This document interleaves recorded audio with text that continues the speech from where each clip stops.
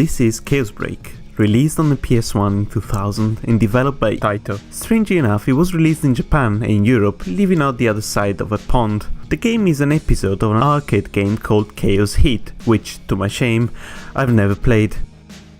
It can be described as a mix between Resident Evil and Silent Bomber. I'm sure there's a better game to compare it to.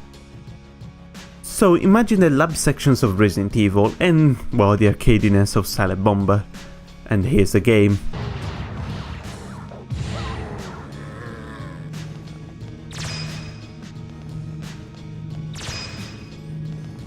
The story is pretty simple. You're a task force that takes care of alien parasites. There's a infested laboratory and you need to clear it out, come up with a vaccine and rescue any survivors.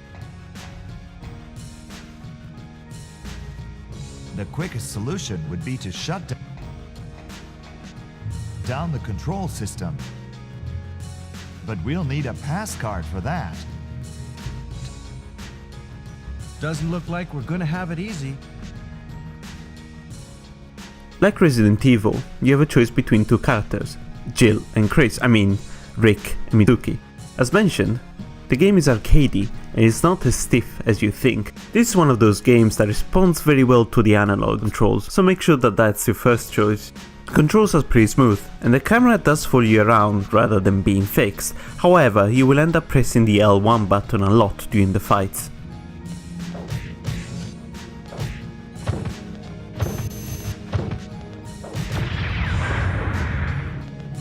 The gunplay is pretty simple. You only have one gun for each character, and an arsenal of bombs at your disposal, such as shock, homing, and normal varieties. These do help if you're surrounded by enemies. You will also have a melee attack, which is more powerful than a normal attack, but you will get hit a lot. Just make sure that you roll away.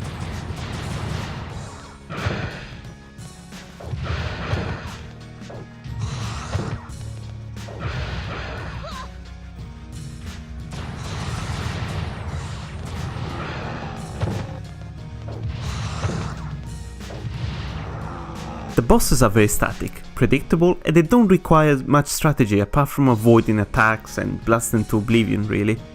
While avoiding attacks might annoy you, it is very helpful if you want to save ammo. While plentiful, you always need to save it in this type of games. Talking about timing, you will see a counter when you enter the inventory and the map screen.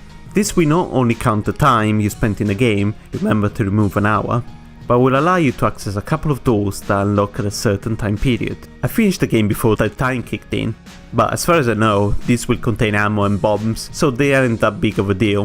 Of course, being your usual survival game, you do get puzzles, but there are very few. Some are just simply regulating the temperature in the room, Sudoku puzzle, crossword, and kind of like a rhythm game where you have to stop the dot in the center.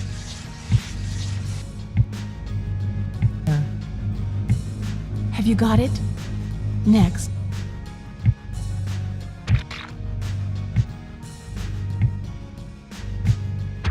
One major annoyance with the game is the Escort Missions. When you play the game with Mitsuki, you only get one, while with Rick, you get three, and one is at the beginning of the game.